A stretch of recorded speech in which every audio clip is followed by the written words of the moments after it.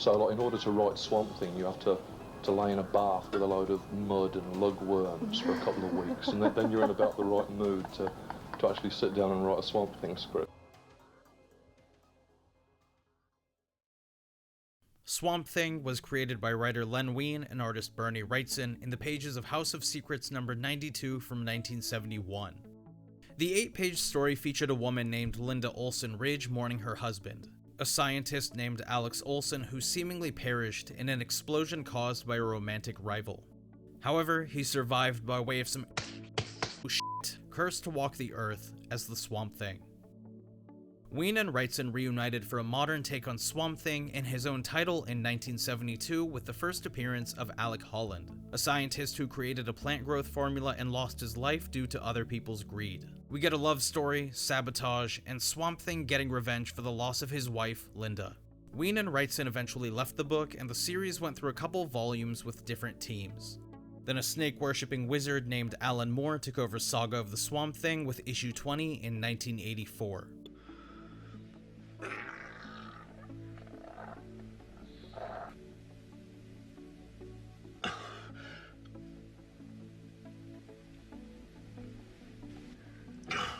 Well, there we have it. I think we've demonstrated conclusively. Biggest question people ask me is, how could you let him do that to your characters? You know, how don't you hate what he's doing? And people who don't realize that I picked him to do that.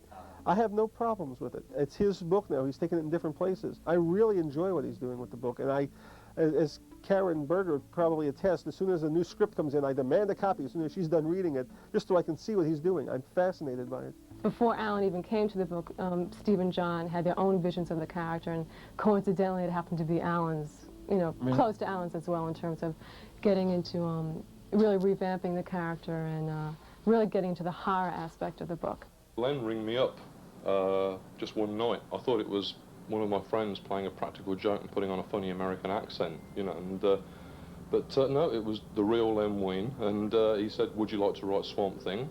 And, when I'd picked myself up off the floor, I said, yes, I could just about manage that. And in issue 21, Moore is joined by his main collaborators Stephen Bissette and John Totleben. This gut punch of a story is called The Anatomy Lesson. It reveals that Swamp Thing is not Alec Holland, but a completely new life form. Steve and John are terrific. I mean, they're a pair of absolute maniacs, and there is no one better to work on Swamp Thing. I mean, it was quite extraordinary. When I was asked to take over the book, one of the things that I was asked was, what do you want to do with the character? And I started thinking about it and trying to come up with a way in which we could make him more of a Swamp Thing, that we could show all the little patches of fungus and pin mold and lichen that are growing on him, and actually get an impression that this is a vegetable, that he's crawling with insects, that he's a mass of sodden plant fibre. He's not just a guy in a green suit. This throws our lovable Swamp Thing into an existential crisis. As he becomes more in touch with the green, the source of his powers, he's haunted by the memory of Holland. In issue 28, Moore presents The Burial, a palate cleanser for The Anatomy Lesson and Etrigan the Demon arcs. The story confronts the past, present, and future of this series. With deadlines getting in the way, Bissette and Totleben sit this issue out. They do the cover, but are replaced by interior artist Shawn McManus, who inks himself. This run in general is pretty consistent, so fill-in artists are rare. This issue makes the most of it though. Where Bissette and Totleben have a more haunting and dreamlike style, McManus shows a more cartoony and anxious Swamp Thing. In their stories, Bissette and Totleben break away from traditional comic page layouts, sometimes avoiding using panels completely. McManus goes for a more classic approach in his stories, using rectangular panels. After the Anatomy Lesson and Etrigan arcs, Swamp Thing feels restless, feeling uncertain about his place in the world after his revelation. Issue 28 finally confronts this. Throughout this run alone, Swamp Thing keeps evolving. The mystery of what actually happened to Holland becomes an itch Swampy can't scratch. He becomes haunted by Alec's spirit and is forced to confront his past, as the story revisits Holland's first appearance in issue number 1. Swamp Thing looks back on Holland's old life, seeing him playfully argue with Linda about mundane things like not tucking in the bedsheets properly, worries that feel like another world. Moore and McManus show number 1 from a different angle, with the present version having to watch Holland's death and not being able to stop it. This issue doesn't explore Linda's death since that was solved in the original run. Swamp Thing looks for Alec's body for hours, but ends up witnessing his own creation. What I'm trying to do is to get into a character who's almost an elemental force. Swamp Thing's intelligence is not human. He experiences what's going on in the soil and the plant life around him. He knows where the insects are laying their eggs. He knows, where the fish are spawning and sort of stuff like that. He's got the whole swamp inside his mind. He's connected to it. And that perspective, it's an alien intelligence. He sees things differently to human beings. His values are different. And he's like an earth spirit. He's a very primal character, a very pagan character. And that's the way I've been trying to sort of interpret him, that his thought processes are very slow and geologic, but he has got this sort of empathy with the earth and the plant life and the bugs and the birds.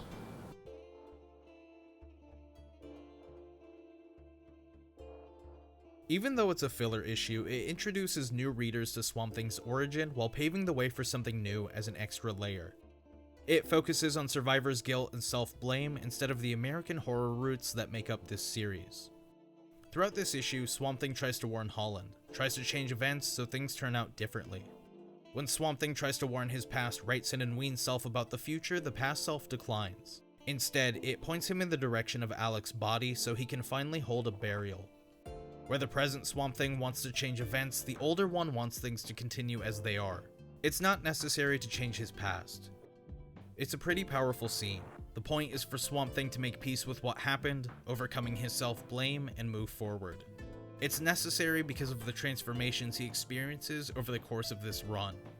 As Moore and company show later on, bigger things happen for Swamp Thing. It's an 80s DC comic, but there's no obligatory fight with a villain, just a Moss man working through existential angst.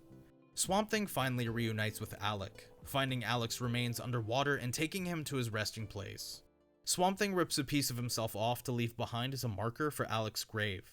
We see that Alec is finally at peace, with Swamp Thing finally able to move on. This is a pretty rich and heartfelt story. It pays respects to the original Wein and Wrightson era while putting them to rest so Moore and company can move forward, taking the character in a new direction, with Swamp Thing starting to accept himself as he is. For people who want to check out these stories but haven't, check out libraries. They have print and digital versions available for free. As always, my stuff is on my website, listed in the description, along with a transcript of this video. It's not me if it's not on there. Thanks for watching. Chaos ensues.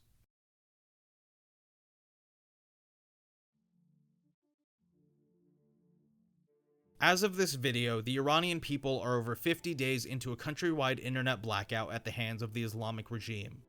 Also, for those who are new, I'm Iranian American. I consider it the responsibility of Iranians outside the country to keep talking about what people have gone through at the hands of the regime over 47 years. The actual Iranian people have been ignored completely. Seeing non-Iranians at protests shouting support for the IRGC has given me something the phrase secondhand embarrassment doesn't cover. With the IRGC! With the IRGC! We stand in full solidarity! We stand in full solidarity! With the IRGC! Are standing here supporting a terrorist regime. What are you doing supporting a terrorist regime? Why are you supporting a terrorist regime? I understand bombing is bad. Convince me of what? Of rape? Of women not having no rights? I'm Iranian. I've been imprisoned by that regime. This has got nothing to do with Palestine. This is about a terrorist regime in my country. I can't even go to see my father's grave. I'm left as a refugee.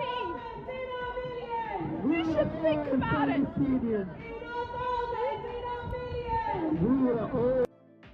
A writer named HOSSEIN SHANBEHZADEH received a 12-year prison sentence on false charges in 2024, just because he ratioed the recently crispified Ayatollah on Twitter that same year. All he tweeted was a period. The regime beats, arrests, executes, rapes, disappears women for having their hair out or even dancing in public. There's an entire group called the Morality Police that enforces this. Women experience the worst of the regime's treatment, but men and children are impacted too. The regime goes after athletes, Iran's LGBTQ community, religious and ethnic minorities like the people of the Baha'i faith, writers, artists, musicians, activists, children. All people who can be killed, arrested, tortured, forced to make false confessions for doing anything that goes against the regime. There's no due process. In 2022, the protests sparked after Mahsa Amini's death at the regime's hands pushed for major progress against the dictatorship, with Iranian women refusing to wear their mandatory hijab, choosing to express themselves at the risk of every terrible thing that could happen when standing up to an authoritarian theocracy.